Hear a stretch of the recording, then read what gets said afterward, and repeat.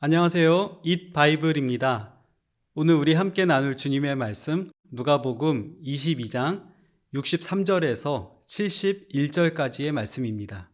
함께 말씀을 읽겠습니다. 예수를 지키는 사람들이 예수를 때리면서 모욕하였다. 또 그들은 예수의 눈을 가리고 말하였다. 너를 때린 사람이 누구인지 알아맞추어 보아라.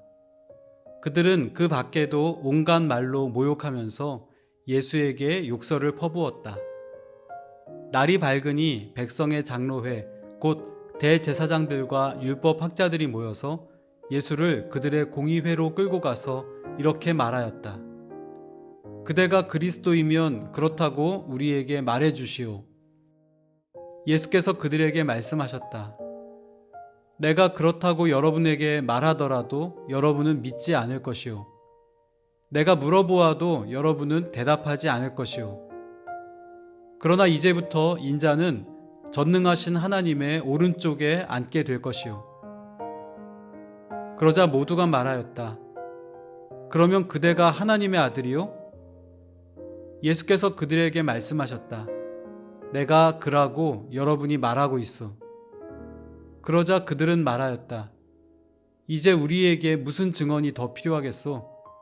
우리가 그의 입에서 나오는 말을 직접 들었으니 말이요. 오늘 본문에서 가장 눈에 띄는 단어 하나가 있습니다. 모욕이라는 단어입니다. 예수님을 지키던 성전의 경비대원들이 예수님을 때리며 모욕했습니다.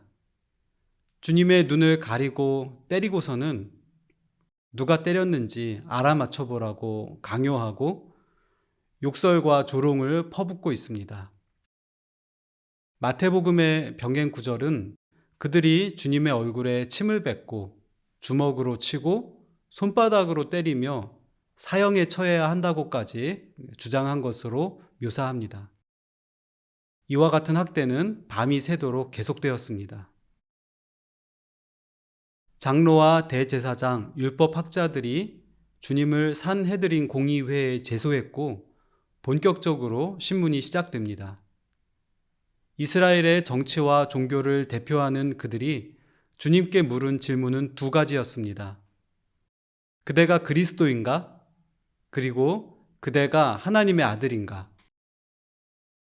그들은 이스라엘 나라의 권위자라는 자의식을 가지고 이 질문을 했을 것입니다.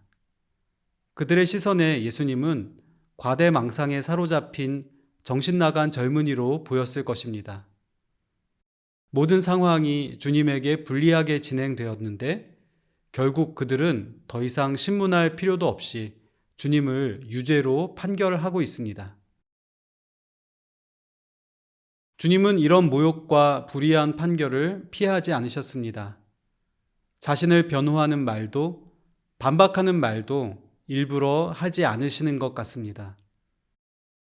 하늘의 권세를 이용하여 이 악한 사람들을 벌줄 수도 있었지만 그조차 하지 않으십니다. 주님은 가만히 모욕을 받으십니다. 누군가에게 욕을 먹거나 굴욕을 당한 적이 있을 것입니다.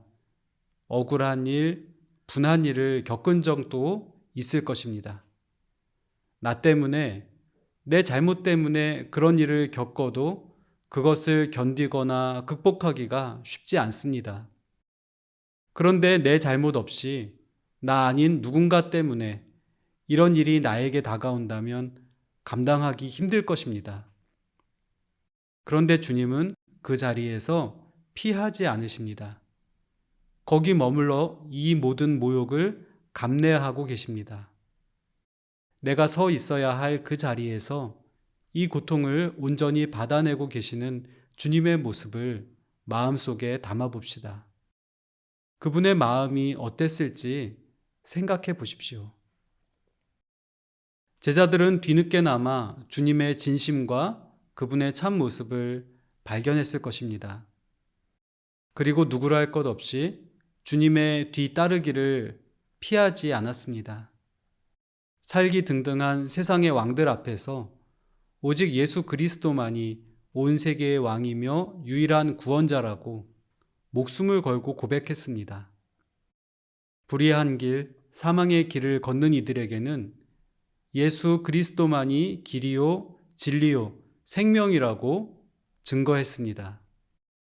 그 과정에서 손해와 희생을 기꺼이 감당했습니다. 모욕을 받았고 언어와 신체의 폭력을 당했습니다.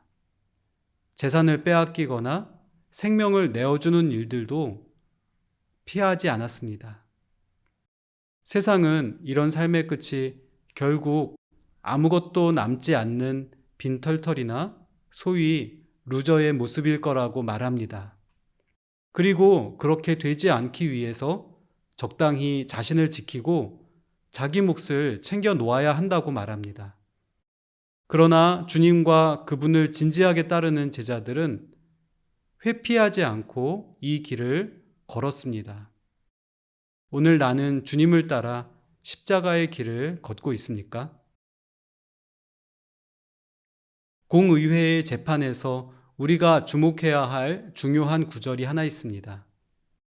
69절. 그러나 이제부터 인자는 전능하신 하나님의 오른쪽에 앉게 될 것이요 라는 구절입니다. 전능하신 하나님의 보좌는 왕권이 가장 구체적이고 선명하게 드러나는 심판의 자리입니다. 주님은 재판정에서 하나님의 아들을 심판하고 있는 어리석은 이들에게 놀라운 비전을 역설적으로 선포하십니다. 이 재판의 재판장과 피고가 반전될 것이며 불의한 재판의 희생자인 그분이 궁극적인 재판장으로 서게 될 것입니다. 그는 의롭고 공평하며 생명을 살리는 재판자와 통치자로 온 땅을 다스리실 것입니다. 무서운 폭력 앞에서도 치욕스러운 모독의 자리에서도 주님은 흔들림 없이 완성된 하나님 나라의 비전을 보셨습니다. 그 기쁜 소식 안에서 주님은 이 길을 끝까지 가실 수 있었습니다. 나의 신앙의 길을 뒤흔드는 문제가 있습니까? 어딘가 무너진 삶을 살고 있지는 않습니까? 주님께서 어려움 중에도 의와 공평의 하나님 나라 비전을 놓치지 않으셨던 것을 기억합시다. 이 비전을 바라보며 오늘 나에게 주어진 길을 끝까지 걸어가도록 믿음과 용기를 구합시다.